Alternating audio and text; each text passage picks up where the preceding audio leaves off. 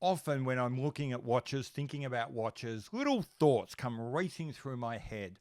And before I've had a chance to sort of turn them into really long form videos and do all the research, etc., I like to throw a question up on the community tab and ask you, where do you fit in this?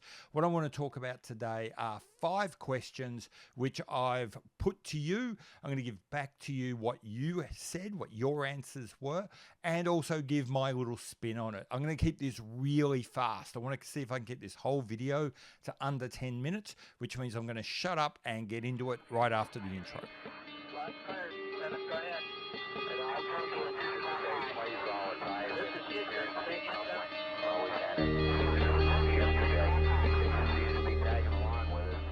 Hi, I'm Pete McConville and welcome to my channel where I think about, talk about, and just get way too deep and geeky and nerdy about watches. What I want to do today is skip through 5 brain farts, 5 tiny little questions I've had about watches that I've thrown to you via my community tab and got your answers. Let's kick off with the first one. The first one is a word that's been around a lot at the moment is true GMT. My simple question is, does the term true GMT imply the existence of untrue GMT? Now, in this case, 45% of you said no, that you can have a true GMT and not have to have an untrue, a false, a lesser kind of GMT. On the other hand, 55% of you agreed with me. I think the term in normal English language, when we say the word true, implies that anything that is not that is untrue, is lesser, is false, base, and awful. And so I voted with 55% of you and said yes. By using the word true, you are calling everything else untrue. One of the comments that came back supporting the no vote, I felt supported my position. They said that true did not imply the existence of untrue, and then compared it to words like true love or the true king.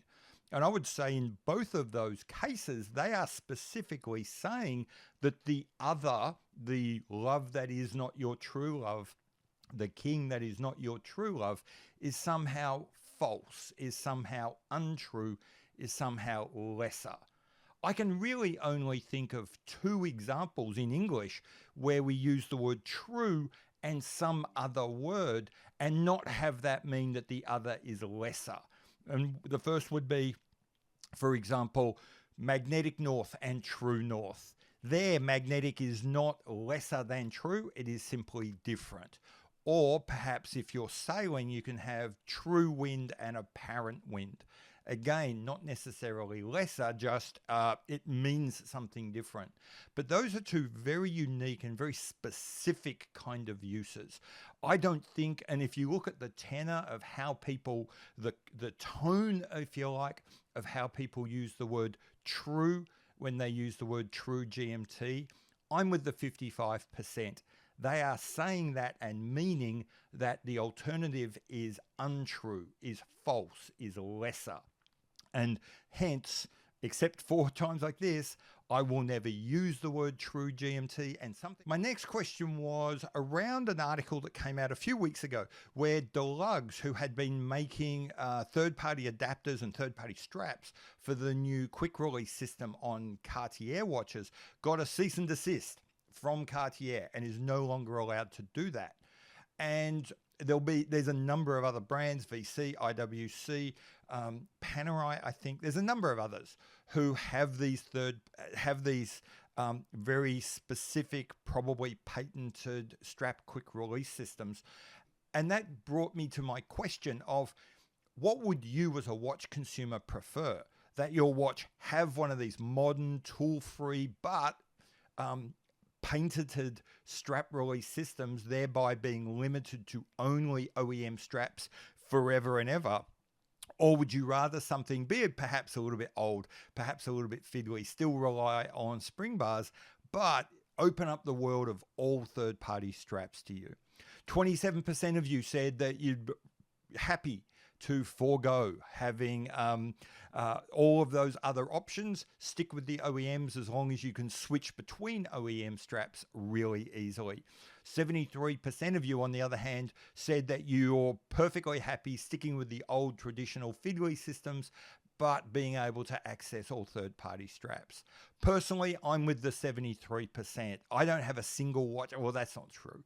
Of my 50-something watches, maybe 2 are on the OEM strap. So being stuck with whatever the OEM, whatever accessories the OEM decided to make available would just be a killer for me. Okay, so my next question was something that I'd seen come up in a couple of podcasts, a couple of videos, and a couple of forums.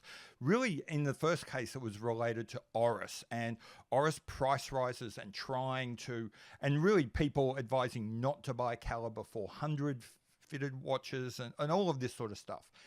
And what I came down to was that a lot of the disquiet seemed to be about people not being prepared to spend the kind of money that Oris now had to charge that they'd upgraded their movement. And so I was curious about how people felt about brands like Oris, Longines, Breitling, a whole bunch of brands that are trying to move up market and increase the price of their watches. And I gave people 4 options. And this is how the answers broke down. 10% of you said watch companies like Oris and Seiko should not try and increase their prices. They should stay in their lane. They should stay where they are. 4% of you said that people should increase their prices first and then slowly start introducing features and finishes that would justify those prices. 73% of you, the vast majority, said that people should increase their prices as new features, new finishes, new materials are released, tying the price release to that feature, to that finish. And then finally, 13% of you took a view that people should introduce the new features, finishes, etc. first, and then after having introduced those, start to increase the prices. My personal position is the least popular. I think, well, so it might not be what I personally want. I mean, personally, I probably want option D, the idea of I get some free updates and then someone else who buys later watches pays for them. I'll take that. But if I was a business advisor, if I was someone, and when I watch companies and try to understand what they do, I think the vast majority of companies that are successful actually take option B, and it's the one I would suggest. Increase your prices first, then introduce the updates that justify those prices. And the example I'll give is Oris versus Breitling. Oris is known for making affordable watches, entry-level watches, $1,000 to $2,000, maybe now reaching up into, I'll talk Australian dollars, 2,000 to 3,000 Australian dollar watches. That's where their Pro Pilot fits, that's where their Aqua sits, that's where their divers sit, that's where their pointer dates sit. Then they came and introduced the caliber 400. And as a result of that, they have had to increase the price of those watches by an enormous amount. Those watches are now 40, 50, 100% more expensive than their ETA and Solita-based equivalents. And the trouble is, no one now wants to buy the caliber 400 watches. And part of the problem is we have it in our mind that the Pro Pilot, the Diver 65, the Aquas, the Pointer Date, these are $2,000 to $3,000 watches. That's what a Pro Pilot costs. That's what a Pointer Date costs. It's a $2,000 to $3,000 watch. I don't care what you've done to the movement. I'm simply not going to pay $5,000, $6,000 for a $2,000 watch. People in the forums talk a good game. They speak like they're happy to pay for the movements, but when they have to slap down their credit card, they're not going to pay $4,000, $5,000 for what they know to be a $2,000 to $3,000 watch. Breitling, on the other hand, have done exactly the opposite. Breitling have taken the Super Ocean that was a $4,000 watch, turned it into a $5,000 watch, and it's now a $6,000 watch, selling okay, doing fine. It is now the Sellita ETA versions of their watches are now only $400 or $500 cheaper than the Kinesi fitted manufacture movement watches. As a result, when the new movement comes, and I believe the new Breitling movement is coming in 2024, when that comes and they increase the price to match it, there's no sticker shock. What was a $6,000 watch now becomes a $6,500 watch. We all go, well, $500, that's reasonable. We pay it and we move on happily. We might not like it. It might not be how we would like companies to run, but the Breitling model of increase prices first, get people used to it, and then introduce the updates is clearly going to be the most successful. My next question was around something I'd been noticing seems to be on the increase in watch media. That is sort of watch sites like Fratello and Monochrome and the obvious one, Hodinkee, doing more and more kind of celebrity watch takes, talking to celebrities about what they've got, or doing sort of candid photos, looking at who's wearing what at red carpets and at events, and then presenting that back to us. And I was really curious, at least out of my audience, how many of you cared for that stuff? So I asked, what I found was 41% of you report having no interest at all. You don't watch those articles. You don't click on those stories. You just aren't interested. Another 44% of you gave probably the answer which really makes the most sense, which is for you, you have a little bit of interest when either the watch that's being presented or the celebrity being presented is of particular interest to you. Personally, I fall somewhere between the two. Generally, I will never click on some other person's, collecting habits or something. That's just not something I'm interested in. However, every now and then there will be someone who is really interesting to me. Take the Hodinkee, those talking watches things. They've done a couple of hundred. I have found one interesting, the one they did with Phil Toledano. That's the only one I've watched, but then on the other hand, I found him and his watch collection so interesting, I've watched it 3 times. So look, maybe I'd call myself, put myself in category B there.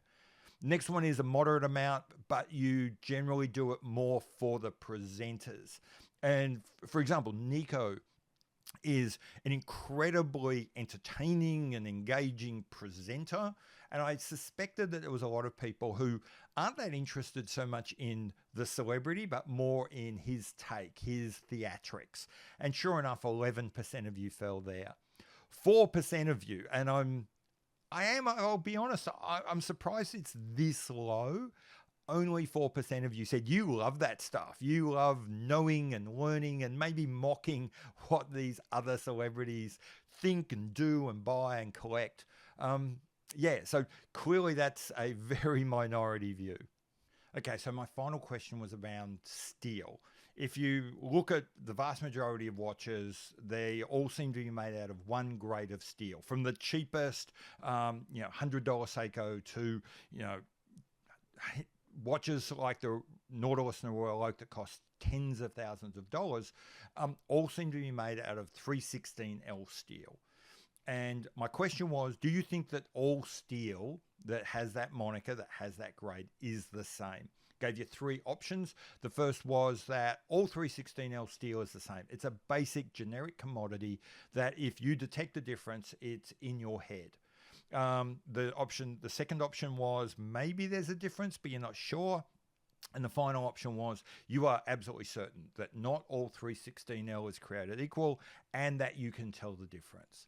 45% of you went with option A. A lot of you, to be fair, did say that you felt that there was a difference you could detect, but that was as a result of how that steel was used by the watchmaker, not as a consequence of the base material. So I've got to be fair to the way people responded there. 35% of you said you felt that there was some kind of difference, but you couldn't really You wouldn't bet the farm on it. You weren't certain. 20% of you went with, yes, there is absolutely a difference in grades of steel, and that not all things that call themselves 316L are the same. I'll be honest, I came into category C. I felt that, and I had been talking to other watchmakers and I'd been talking to other brand owners, and they had said categorically, you can tell that some watches are made from better base material than others. They hold their shine better, they hold their transitions better, they don't corrode as much, they plate better. There's just all these different ways of knowing that some steel is better than the other. I felt that to be true. My experience working with metals and from multiple suppliers for many, many years has taught me that whilst the base mechanical components of two batches of steel that ostensibly meet the same standard could be would be broadly similar, good enough for government work, that there was often significant differences between them when it came to trying to machine them, trying to get that shape, trying to plate them, that sort of thing. So that's where my experience, even though I don't have any evidence other than my experience, puts me in category 3 or answer C. I wanted to get more, so I have now written to about 40 metallurgists, case makers, watchmakers, automotive component manufacturers, parts finishers, small boutique foundries, asking for some information, and I have received precisely 2 responses. One company was happy to go on the record. The other guy I spoke to, but he didn't want to provide anything in writing and didn't want me to talk about who he was. The guy who came back to me in writing and was perfectly happy for me, in fact, he wanted to be mentioned, was Jerome, I hope I'm saying this right, Jerome Solier from Solier Lemarche, Solier Lemarche and a white label third-party case maker, watch manufacturer out of Switzerland. His experience in manufacturing watch components and in cases in particular has said, yes, there is definitely a difference in quality in steel, which is marketed as 316L. He has said that for his high-end watches, his company will only use European or Japanese steel. They find that there is far less variation in that steel. It is much more consistent and reliable. On the other hand, when they use the Chinese steel, maybe it's because their foundry process isn't as stable. Maybe it's because they're happier going for the minimum requirements of 316 rather than going for sort of less impurities, more of the good stuff, if you like chromium and molybdenum. That when they manufacture with those, they often end up with micro holes. They often end up with other flaws in the case, which might not be discernible by 95% of people, but for those people who are buying more high-end watches, who are going to be paying more attention to those things, you can see them. You can see small flaws in the final finish. So as a result, here's one manufacturer who was said, they have experienced a tangible difference that has influenced where they get their parts from. The other guy I spoke to was actually worked in the automotive industry. They do automotive restorations and rebuilds. And he was saying that they're perfectly happy using Chinese steel for the big, solid mechanical, call them foundational parts. So support plates, brackets, that sort of thing, all the stuff that's hidden deep in the engine bay or under the car, perfectly happy using the Chinese stuff. Little micro problems that don't matter. They don't have an impact on the mechanical strength of the steel, so they don't care. It's perfectly good to be used in those kind of industrial senses, if you like, and so they use it there. But he had found that the granular structure and the impurities of those steels didn't lend themselves to any of the bits that had to be polished, any of the bits that had to be brushed, any of the bits of a restoration vehicle that was in view. And so his company only used German steels for that kind of high polish, you know, intake plenums and that sort of stuff in a restoration car. Which, and as I said, he didn't want me to pass on who he was, but yeah, that's what they reported. And it's interesting because it lines up virtually exactly with what I got from Jerome. I'm not finished on that topic. I am going to keep trying to dive further into the differences in things like steel and stuff like that. I think that sometimes we have this tendency to flatten the differences between watches in areas like finishing and design because we struggle to come up with words. We struggle to, we don't feel confident because there doesn't seem to be something objective we can hang on to. So I'm trying to find some objective evidence of differences in the quality of finish, the quality of steel, the quality of design, which will be a tricky one moving forward. So anyway, those were some questions I asked you. Those were the answers you gave. I might take some of these further and make them into videos of their own later. Let me know if you'd be interested in following up any more of these topics. In the comments below, let me know if there's any other questions you would like me to put back to the community and say, what do people think about this stuff? I've been Pete McConville. This is the sort of thing I geek out over on watches. If that's of interest to you, like, subscribe, do all that sort of thing. Love to have you on board. See you later. Bye.